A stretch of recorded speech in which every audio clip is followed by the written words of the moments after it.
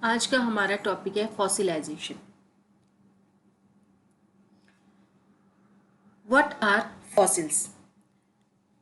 Fossils जो है the physical remains और traces of prehistoric life होते हैं, यानी भूतपूर्व जो जीवन है उसके भौतिक अवशेष जो है उनको फॉसिल्स कहते हैं।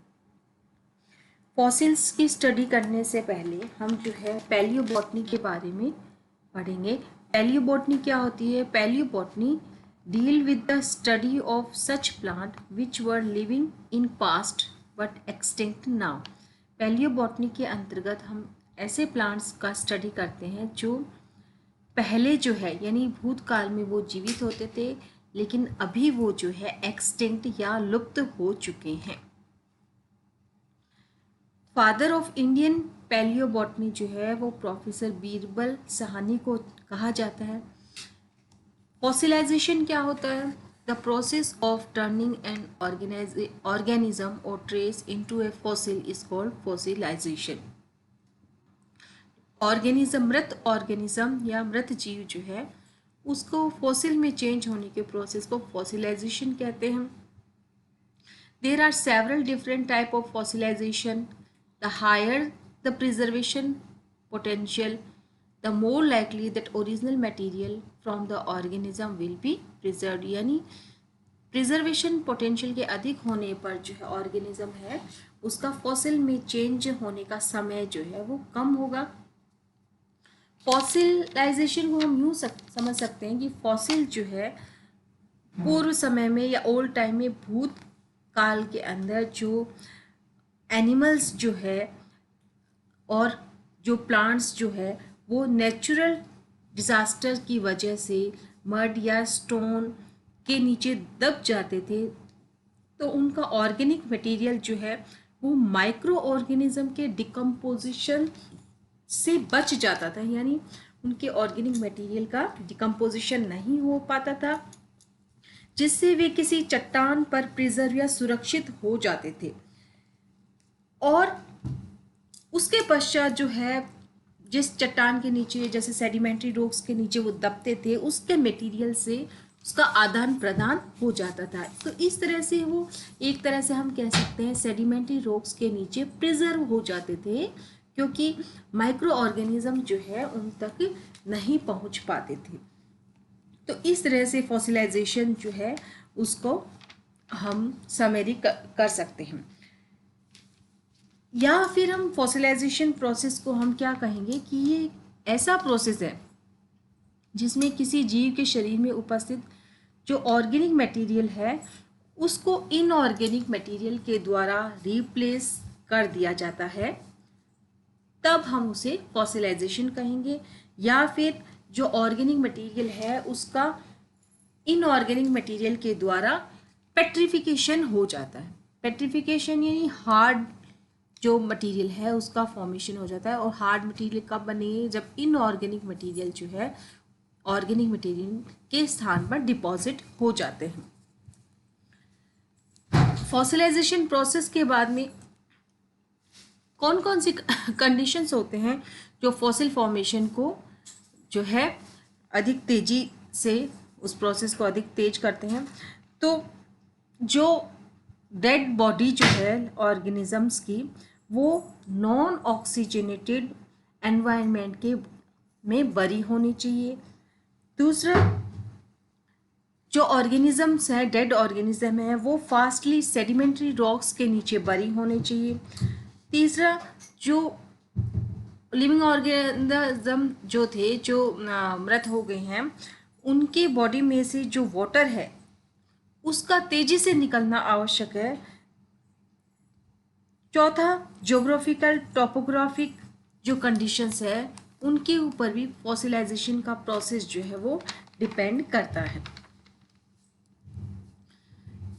तो कौन कौन से वो प्रोसेस हैं जिसके द्वारा फॉसिलाइजेशन हो सकता है? तो पहला है तो preservation of the original material.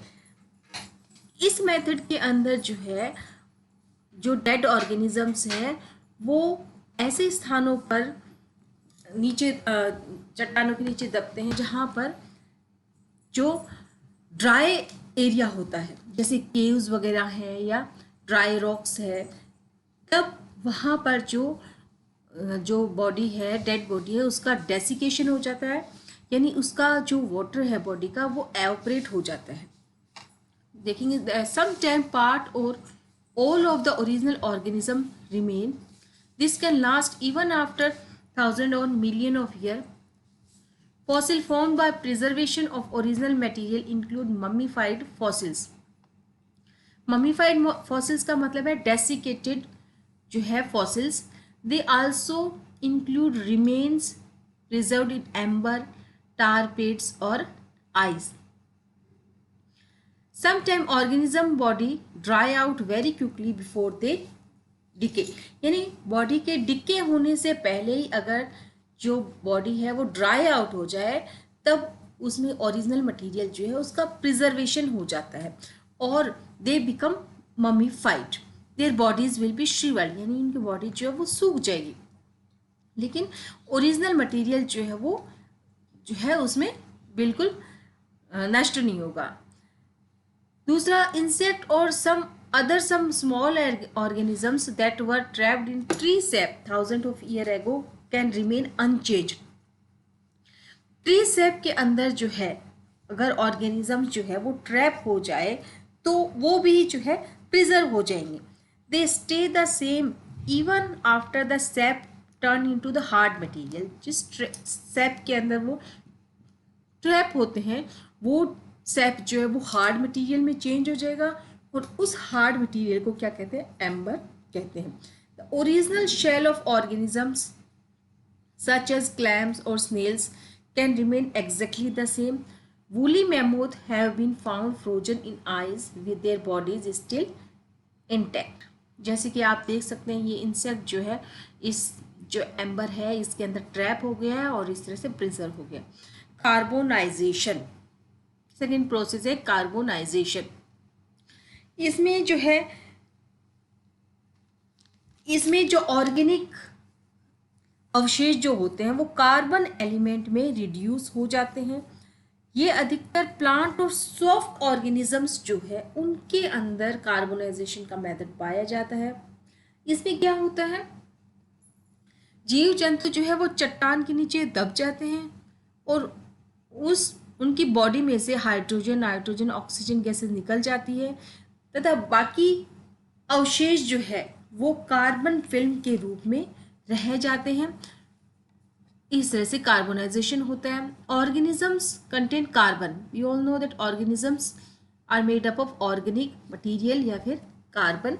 Some time when an organism die the carbon in its body start to break down.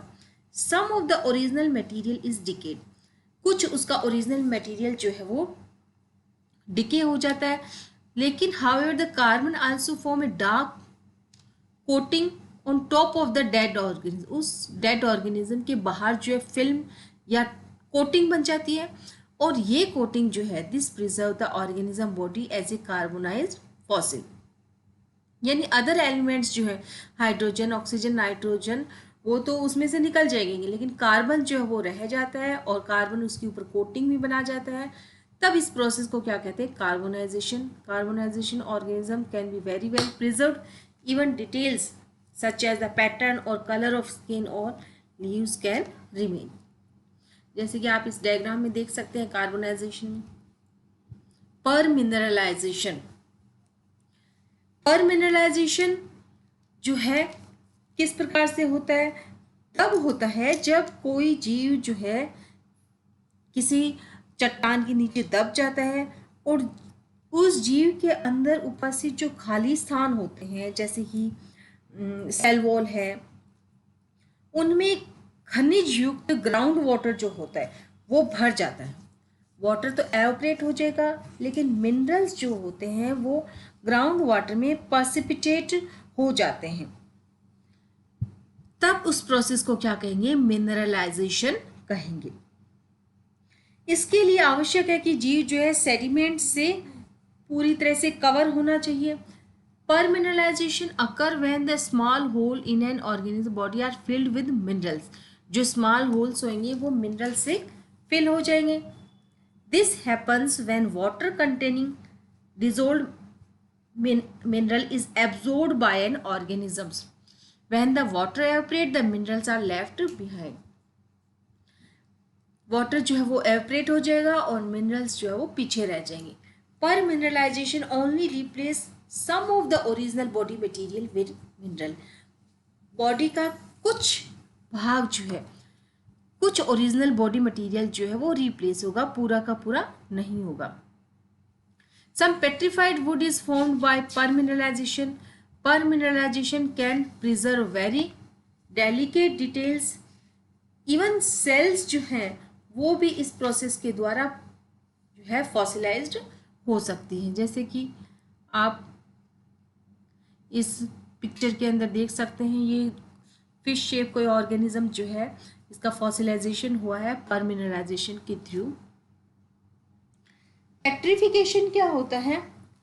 Petrification और परमिनराइजेशन में काफ़ी कुछ समानताएं हैं, लेकिन पेट्रिफिकेशन यानी जो फॉसिलाइजेशन जो है वो फॉसिल जब बनता है उसमें जो ऑर्गेनिक जो रिमेन्स है वो बहुत हार्ड हो जाता है या पत्थर के जैसे हार्ड हो जाता है, तब उसको क्या कहेंगे? पेट्रिफिकेशन कहेंगे. कुछ कुछ ये परमिनराइजेशन से सेम है, लेकिन पेट्रिफिकेशन में जो मिनरल्स होते हैं वो कैल्शियम कार्बोनेट और सिलिकॉन, ये दोनों मिनरल्स जब फॉसिलाइजेशन में प्रोसेस में काम आते हैं तब उसको पेट्रिफिकेशन कहते हैं. तो पेट्रिफिकेशन में क्या है? जब पोरस मटेरियल जैसे कि बोन्स हैं या शेल है वो प्रिजर्व होती है सिलिकॉन या कैल्शियम कार्बोनेट के द्वारा, यानी उन पोर्स के अंदर सिलिकॉन और कैल्शियम कार्बोनेट भर जाता है, तब उस प्रोसेस को कहेंगे fossilisation by petrification. Petrification can occur when an organism body tissue are replaced by minerals. और मिनरल्स कौन से होंगे? सिलिकॉन और calcium carbonate. This process is similar to permineralization, however it is unlike permineralization. Petrification does not usually preserve the original body material. Original body material preserve नहीं होता है, उसके स्थान पर जो है कैल्शियम कार्बोनेट और सिलिकॉन पाया जाता है. Petrification does preserve the shape of the organism body. Organisms जो है उनकी शेप को काफ़ी कुछ प्रिजर्व करके रखा जा सकता है. Different minerals can replace the original body material. Pyritized fossils occur when the mineral pyrite replaces the original material of an organism. Pyrite is known as fool's gold. Pyritization produces beautiful, shiny, gold-colored fossils. Some petrified wood is formed by perminerization, but much of it is formed by petrification. जैसे कि आप इस picture के अंदर देख सकते हैं, ये फॉसिलाइजेशन हुआ है पेट्रिफिकेशन के द्वारा. Cast and mould. Cast and mould जो है ये प्रोसेस दोनों साथ में ही होते हैं. इसमें क्या होगा? जब हार्ड पार्ट जो होते हैं ऑर्गेनिजम्स के, जो हार्ड पार्ट होते हैं उनके द्वारा कास्ट एंड मोल्ड बनाए जाते हैं. इसमें जो जीव के अवशेष जो होते हैं वो बरी हो जाते हैं, तो हार्ड पार्ट जो है वो काफ़ी समय के बाद नष्ट हो जाते हैं. उन हार्ड पार्ट के नष्ट होने से चट्टान पर ऑर्गेनिज्म शेप होल बन जाता है, यानी होल जो बनेगा वो ऑर्गेनिज्म के शेप का बनेगा. उस होल को क्या कहते हैं? मोल्ड कहते हैं. तो मोल्ड क्या होगा?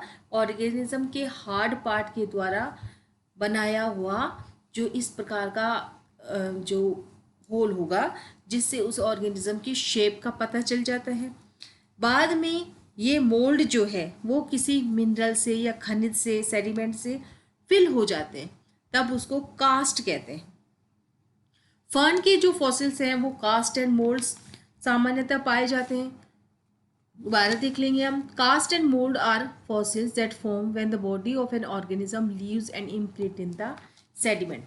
This imprint remain even after the original body material has completely decayed and disappeared. इसके अंतर्गत ओरिजिनल बॉडी मटेरियल जो है वो पूरी तरह से डिके हो जाता है. A mold is an impression left by organism's body or trace example include a footprint or burrow. Sometimes sediment fills in these mold and hardens into rock. उसके बाद में जो है सेडिमेंट्स इस मोल्ड के अंदर फिल हो जाते हैं और रॉक के समान जो है वो हार्ड हो जाता है.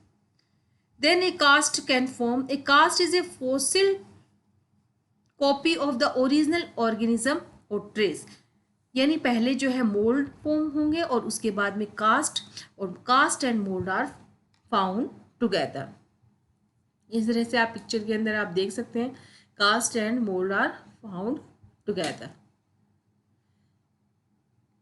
सिक्स्थ है compression. This type of fossil is common in sedimentary deposit of rocks और it shows original outline of plant.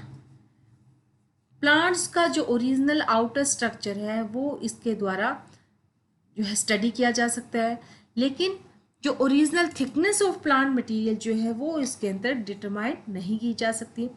Impression. These fossils are just impression of plants और प्लांट पार्ट ऑन सेडिमेंट.